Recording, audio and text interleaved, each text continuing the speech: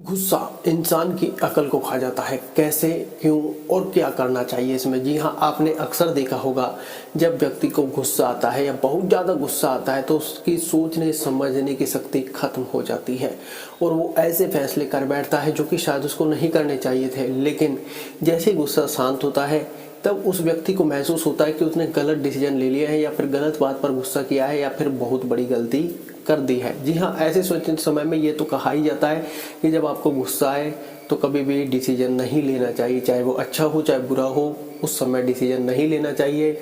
व्यक्ति कहते हैं कि जब आपको क्रोध बहुत ज़्यादा है तो अपने आप को शांत रखने का यहाँ पर प्रयत्न करना चाहिए, क्योंकि गुस्सा किसी और का नुकसान नहीं अपना नुकसान करता है।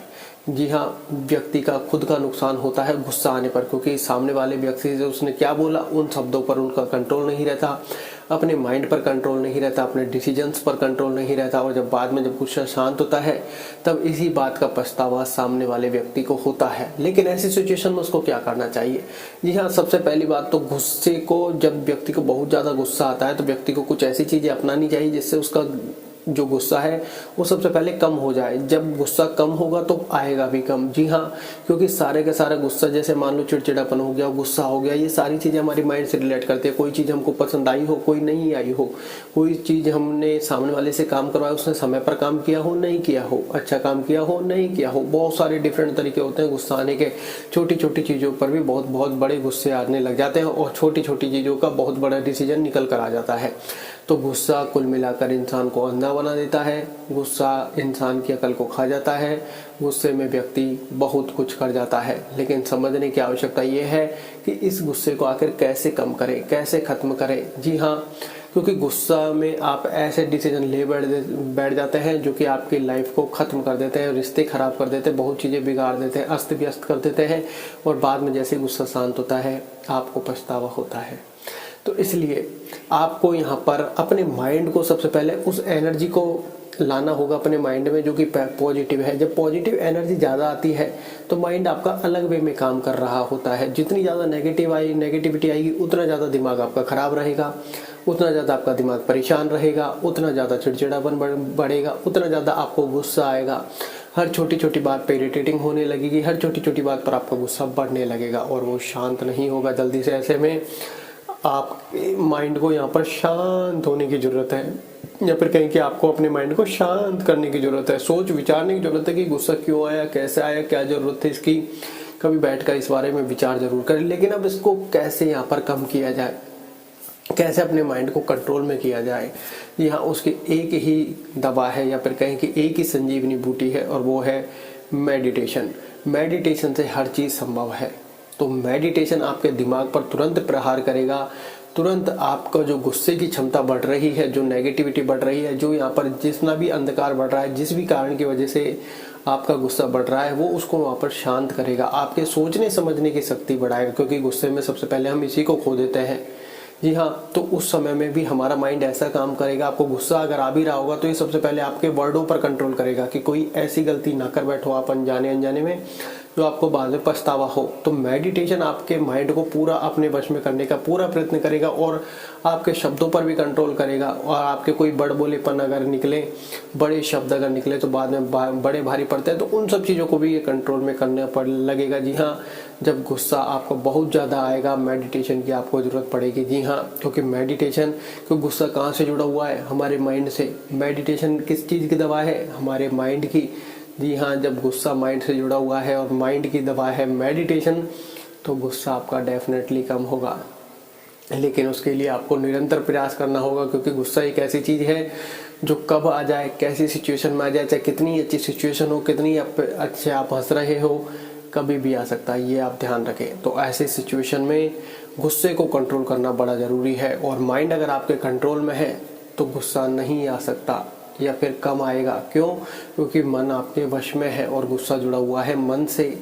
इसलिए आपको मेडिटेशन का रोल आज जो कलयुग भरा जीवन है इसमें हर हाल में प्ले करना चाहिए, क्योंकि हर मर्ज की दवा मेडिटेशन है। क्योंकि हर समस्या हमारी जुड़ी हुई है माइंड से और माइंड की हर समस्या का इलाज मेडिटेशन है। क्योंकि जहाँ पर सारी समस्याएं जुड़ी हुई हैं वो कहाँ से जुड़ी हुई हैं? हमारे माइंड से।